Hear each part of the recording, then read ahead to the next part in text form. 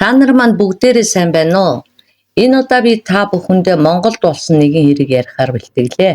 Батбаяр хүү багаасаа цаваас сэргэлэн зантай дуулууртай хөвгт байсан. Аав нь говьд нүүрсний тэрэг барьдаг болохоор гэрээрээ үзэгдэхээсээ үзэгдэхгүй нэг. Зарим сар бараг ирэхчгүй. Тийм болохоор ээж нь 3 хүүхдээ өсгөж хажуугаар нь ажиллаа хийх бөгөөд сургуульд нярмын ажил хийдэг юм байна.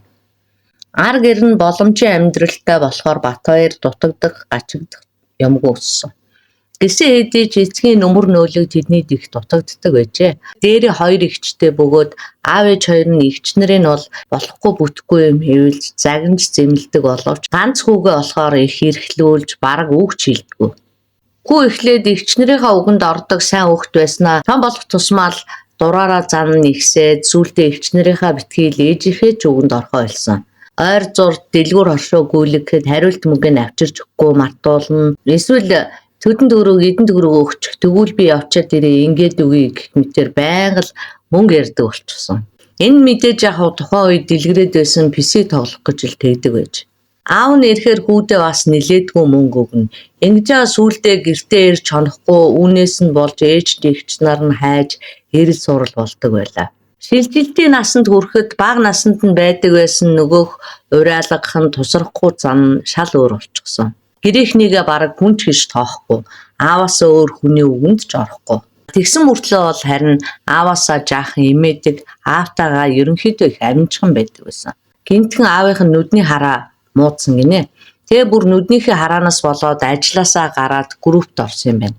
Тэр үед Батбаяр сургуулаа төгсчээл. 2 эгч нь хоёулаа оюутан хураасан мөнгө байхгүй болохоор тэдний гэрийнхэн санхүү мөнгөний маш их асуудалд ороод байв. Ингээд Батбаяр бол сургуулаа төгсөөд шууд ажил хийхээр болж аавынхаа найзыг дагаж машин засварын ажил хийдэг болсон. Аав нь жолооч өөрөө ч гэсэн техникийн баг зэргийн мэдлэгтэй байсан болохоор юмыг бол дорхнол сурчих нь ер нь юм сурахтаа их эв зүйт сайтай гинэ. Ингэсээр байгаад ажилдаа дадлагжаад нэлээд сөрхий болчихсон. Удалгүй нэлээд сайн засварчин болж ялангуяа мотор ороод чаддаг болчихсон гинэ. Тэгээ мотор ороорно гэдэг нь бол баргийн хүн чадахгүй тийм ховорхон мэрэгшил гэх юм уу да.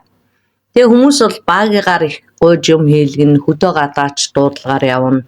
Тэр зураа бас арх дарс өгчөөж хямд хийлгэхээ ч бас хүмүүс мартахгүй. Ажил хийж 2 эгчийнхаа сургуулийн төлбөрийн төлөөд гэртээ аваа тус нэмэр болоод идэх юм байна. Аавынх нь нүд Монголд эмчлэгдэхгүй болоод сүүлдээ бараг сохорхын даваан дээр Бээжин явж эмчлүүлэхэд бол Батбаяр бас нэлээд мөнгө гаргасан. Энэ мэдчлэн бол гэртээ хамгийн их орлого олдог, мөнгө олдог байсан болоод ч тэрөө хаяа нэг согтуу эрэхт нь бол үг хэлж загнах хүн байхгүй. Ээж л хөөрхөө баахан өглөх боловч үгэнд нь орохгүй хэдрэлдэг байсан байна. Гэсэн хэдий ч гэрийнх нь бол түүнийг хэдий айрдаа арх уудаг, ааш зам муутаач гэсэн өөртөө гэхээсээ илүү гэрийнхэндээ л хамаг юм зарцуулдаг байсан болохоор гэрийнх нь бол тэгсийгээл өнгөрөөдөг гэж. Батбаяр ер нь 17-8 тагаас л том ах нартаа хамт ажил хийдэг болсноос ч тэр юм уу үеийнхэндээ байхгүй тийм том хүнсэг яриатай, уурлахаараа юм боллоо алан шуулна гэж ярьдаг, архитаар суухаараа тавтаргүй зантай болдог. Ер нь бол бүх юмыг л уур амгаар шийдэх гэдэг хүмүүс. Энэ байдлаас нь болоод ойр дотных нь ч ялангуяа одоо гэрийнх нь түүнээс нэлээд имээдэг болчихсон юм байна. Хүндлэнгийн хүмүүст болохоор арх уугаагүй л бол нэг уур уцаар гаргаад байхгүй. За ингэж байж байгаад өөрөөсөө 3 насаар дүү 18 та охинтой танилцаад үерхэж эхлээд удаачгүй хамт байдаг болсон. Аав ээж нь баярлал найз охинтой болчоор ашгүй засраад сайхан болчихгоо асар залаад авах хүнтэй болох нь дээ гэж бодцооч тэдний харилцааг бол дэмждэг байсан. Ингээд тэр хоёр тусдаа байшин хөлсөлж гарав. Охины эцэг нь салчсан ээж дүү нартайгаа амьдардаг байсан болохоор амьдрал нь бас нэг сайн биш. Багийн угаасаа жаахан гар султай харамч нарийн хүн биш болохоор найз охиныдоо очихдоо ээж дүү нарт нь бэлэсэлт зөндөө юм авч очсон. Тэгээ дээрэс нь бол охиных нь хувьд сунар багитаа үргэснээс хойш ээлт одоо сайжраад сайхан болсон болохоор Даримагийн ээж нь бол багид их сайн байдаг. За тэр хоёр яаж анх танилцсан бэ гэхлээр багитаа хамт ажилладаг залуу Даримагаас мөнгө зээлсэн бөгөөд тэрээр мөнгө авахар багийн ажил дээр хид удаа ирснээр тэр хоёр танилцж байсан юм байна. Дарима бол тэр засварын газраас нь холгүйхэн цайны газар ажилладаг байж л дээ. Ингээд багитаа үргэснээс хойш 5-6 сарын дараа дайрмаа жирэмсэн болсон. Жирэмсэн болсон анхны төрөлх учраас ааш цан жоохон тогтургүй байсан. Тийм ч болохоор багита байсгээл муудалцдаг болсон юм байна. Ер нь одоо анх танилцсанаасаа тэр хоёр байнга шахамл муудалцдаг байсан ч гэсэн төдхөн л одоо буцаал эвлэрчдэг. За тэгээд мөнгөтэй байх юм бол хоёулаа мөнгөө үрж гадуур гарч зугаалдаг. Орлого мөнгө нь муудаад ирэх юм бол багийн уурлаад уураа мэдэж их нэртэй гаргана. Ийм тийм юм тэгсэнгүү ингэсэнгүүгээл баг эмхтэй хүнс тутахгүй өглөж яншдаг юм байна. Тэгээ заримдаа ч бас цохоод аавна. Ингээд өвөл багийн баг ямар ч ажил байхгүй гэр зур унжина. Өглөө осоод хүмүүстэй уулзчаад ирээ гэж гарч явал орой эрэхтэй голцоо согтуу ирнэ. Хуучин машин задлдаг нэг хэдэн нөхдүүдтэй гар нийлээл тэд нар дээр очиод хамт юм хийлцээл орой нөгөө идтэйгээ арх уучаал хардаг болсон. Ингээд нэг удаа хамт ууж байсан нөхөр нь хоёулаа шүн гаражт хийх ажиллана чи надтай хамт хийх үү гэж хэлдэг. Тэгээ мэдээж энэ нь бол хулгай машин задлах ажил юм байна гэдгийг бол багийн мэдчихсэн ч гэсэн зөвшөөрсөн гинэ. Ингээд тэр хоёр энэхүү хулгай машиныг задлж нилээд хэдэн төгрөг авсан байна. Тэгээ хоёулаа мөнгө авчгаад бааранд орж уухаар болдог. Бааранд орж уугаад сууж байгаад хоёр эмэгтэйтэй танилцаад дөрүүлээ нийлж уусан. Нэг мэдсэн чинь багийн буудалд орчихсон хэвтчихсэн бөгөөд өөрийнх нь нөгөө санаархаж байсан хүүхэн чалга нөгөө хамт явж байсан найз нь чалга. Тэгээ ганцаараа гайхаад хэвтчихсэн чинь гаднаас хаалга онгоолгоод тэд нартай хамт сууж байсан ахмад насны эмэгтэй дахиад 2 шил арх барьчихсан. Тэгээ хям талах бас бус юм аваад орж ирдэг. Тэгснээр маа энэс суучих гэж авчирсан архинасаа стакан тээж өгсөн. Багич нөгөөхийнх нь олон юм ярилгүй хүнтэрж орхиод цагт болж ийн гэхэд бол нөгөө эмэгтэй дахиад шүн олж ийн гэсэн чи гайхаад үл үтэн нэг хонцсон юм уу? Нөгөө хоёр тэгээ айцсан гэж асуусан чи мэдгүй тэр хоёр тэгээд яваад өгсөн. Чи баарын дотор агсан тавиад амтан хүнтэй хил ам хийгээд зодоонуудаа болох гээд байхаар нь би чамайг арай хийж энд оруулж ирсэн. Чи одоо өнөөдөр жингээ хэвлээ штэ. Би бас энд орж ирээд нэг хэсэг тасарчаад сая сэрээд чамайг хайчаад явдгийм билүү гэж бодсноо өрөвдөд сэрхэж үлээгээд буцаад ороод ирлээ гэж хэлсэн байна. Ингээд тэр эмэгтэй өчигдрийн бааранд болсон одоо үйл явдлыг багид ярьж өгсөн. Одоо чи ингэсэн тэгсэн ингэж агсан тавьсан гэдэл ярьсан юм байна л да. Багийн түүний яриаг сонсоод сууж байхдаа арга гэрлүүгээ санаа зовж исэн ч гэсэн гараад явчих чадаагүй. Нөгөө авгаатаа ингэр зөрүүлчихэд явъя гэж дотроо бодож исэн юм байна. Хөөхөн чинь гэтэл ингэр зөрүүлэх нь байтугай нэм тийм юм ярьж түүнийг сатааруулаад тэгжсэн чи надад 100,000 төгрөг өгч. Тэгвэл яг хоёулаа хамт хонё гэж хэлсэн юм байна. Тэнгүүт нь багийн юу 100,000 юу мөрөөдчихсэн. Чи миний архийг ууж миний авсан буудалд үнэгүй байж байгаа зү. Гэсэн чинь нөгөө хүүхэн бас уурлаад би чамайг унтаж байхад чинь залуу хүүхнүүд шиг сэгсрээд явбал байсан. Харин ч яах вгээд хажууд чи хараа сууж байхад хитэн төгрөгөн дээр хотоогоо тогтоо яадгийг. За ингээд л нөгөө хоёрын чи хэрүүл эхэлсэн юм байна. Тэгснээ тэр хоёр удалгүй эвлэрээд дахиад цааш нь архиа ууж эхэлсэн. Хоёр дахь шил архиа дуугаад дуусгын хэрэг хоёлаа дахиад хэрэлдэж эхэлсэн. Нөгөө хүүхэн ч бас нэлээд хорон хөхтэй хүн байсан бөгөөд чамайг би мөнгө өгөхгүй бол машины хулгайч гэж сагдаад хэлнэ. Чи өчигдөр согтуудаа болдоо итэр хулгай машин задлсан гэж ярьсан бидтэй. Тэрийг чинь би цагдаад хэлнэ.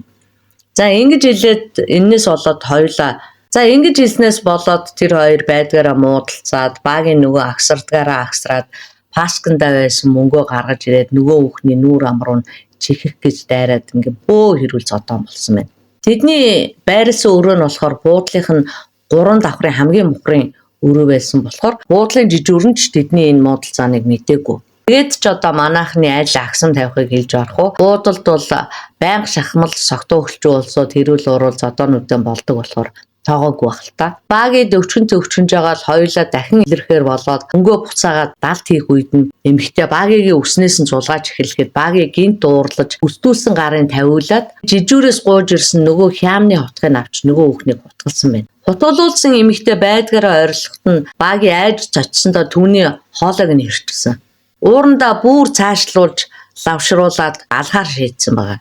Доошоо нумраад унчихсан ч гэсэн гүйцэд амин тавилгүй дөрвөн өчн хөдөлж байхыг нь хараад хөөрхөн эмэгтэйгийн өхгүй байгаа нь таалагдаагүй учраас дахиж хутгаараа авахталж толгойг нь тасалсан байна. Үүний дараа одоо гинтгэн ухаан орох шиг болоод хувц сунарлуугаа өсөрсөн цусыг ч арилгасангүй шууд гараа угаачаад гадуур хувцас өмсөд хаалгыг нь дотроосоо дардаг төвжээгээр нь төвжээд яг гарах гэжээтэл эргүүлийн 2 цагдаа болон буудлын жижүүр халз өөдөөс нь гараад ирсэн. За ингээд л одоо шууд газар дээрээ баригдсан байдаг. Яасан гэхээр талигач эмэгтэй сүүлд 2 шил арх авч орж ирэхдээ үүдний ресепшнист хян зүс гэсэн ма дутгаа төр өгөөч гэж гуугаад дутгыг аваад явсан юм байна.